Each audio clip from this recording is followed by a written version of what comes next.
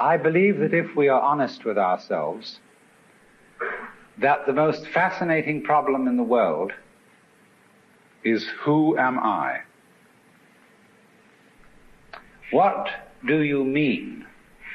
What do you feel when you say the word I? I, myself. I don't think there can be any more fascinating preoccupation than that, because it's so mysterious, it's so elusive. Because what you are in your inmost being escapes your examination in rather the same way that you can't look directly into your own eyes without using a mirror.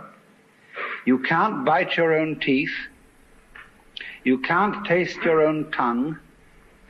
And you can't touch the tip of this finger with the tip of this finger. And that's why there's always an element of profound mystery in the problem of who we are. This particular lecture by Alan Watts discusses the idea of who we really are. I think over time, with social inequalities and rise of social media, people are struggling more than ever before with who they really are. And people have lost a sense of themselves because they are comparing themselves to what is out there on social media. Some people have lost a sense of self-identity, while others know who they really are, but would much rather be a person or a persona that they see or follow on social media. I see this far more in USA than any other country that I've been to so far. When I compare this to Germany, I feel that Germany is not as involved in social media, but that is only for the time being.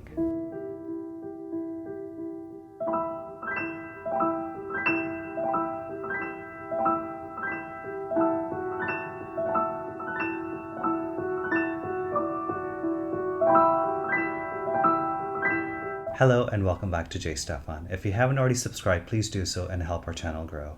In today's video, I wanted to discuss impacts of social media on self-identity and the loss of honesty. I've divided this video into 3 sections. First being envy, and second is trying to fit into the world of social media, and the third is comparing yourself constantly to unrealistic expectations.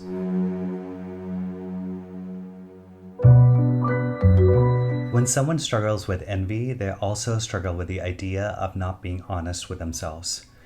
In today's world, with the rise of platforms like Instagram and TikTok, a lot of people are going through this struggle of trying to fit in or being someone that they're actually not. People see a persona and then they create their own perspective based on that person, but they don't realize that this is not really real. And then furthermore, they start evaluating their own life and comparing their own life to these unrealistic and frankly unreal perceptions and expectations. And to compete with someone who's popular on social media, some people end up buying followers. And I personally know someone who really had no need to buy followers because this person already had quite a bit of following. But because that person is in the industry, they ended up buying followers, they ended up buying likes, and they ended up buying comments.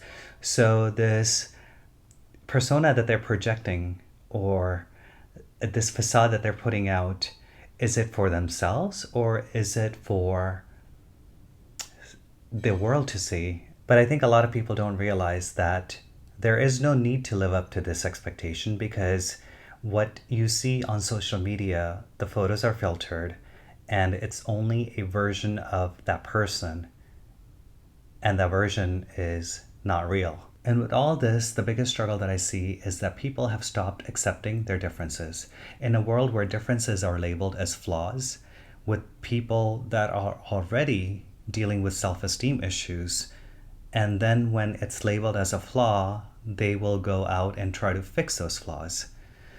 So can we stop labeling differences as flaws? Because it's a completely different connotation when you label something as a flaw versus when you label something as a difference.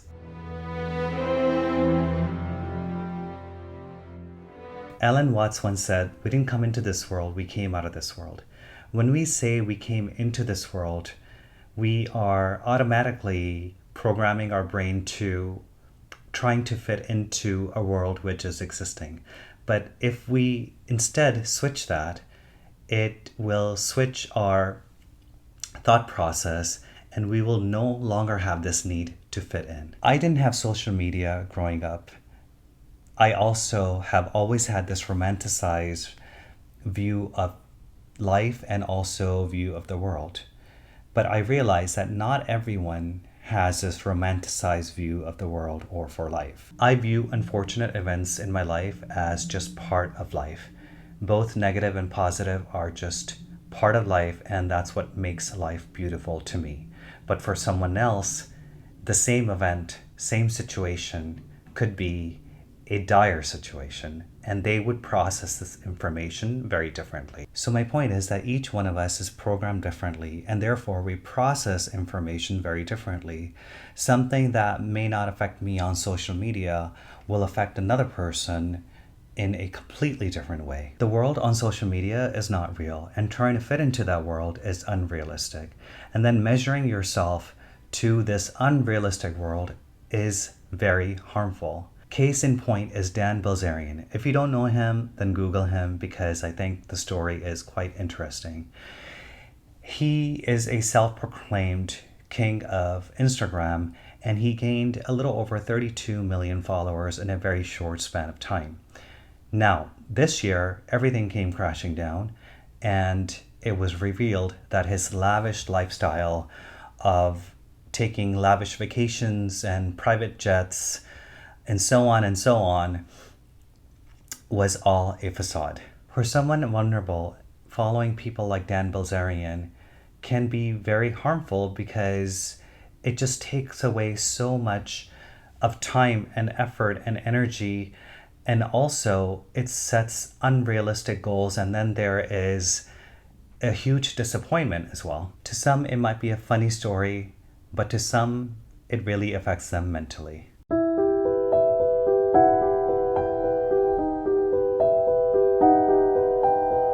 The grass is always greener on the other side. Now, this is a very wise statement, and I have heard it many times throughout my life. And I think this is not localized, it's more of a globalized statement. But I find this to be a bit more truer in USA than I do in Germany. But nonetheless, the idea exists everywhere.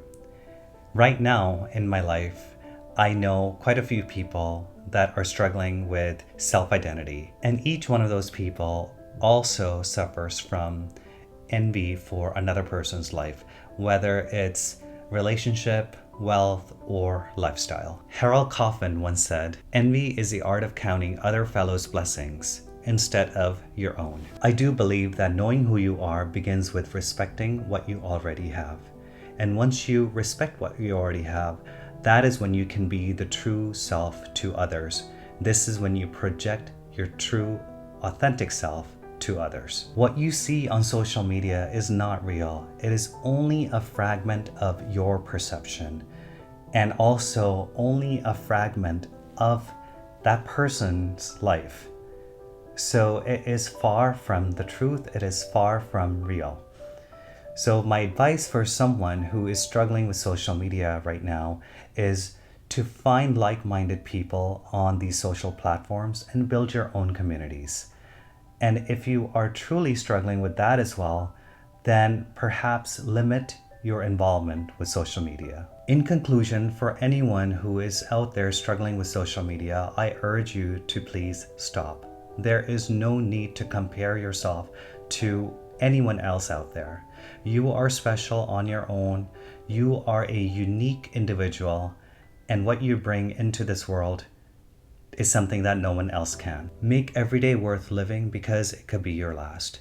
Define your I, find yourself, and be proud of who you are. Please let me know your thoughts on this subject in the comments below. Thank you so much for watching, and I will see you in the next video.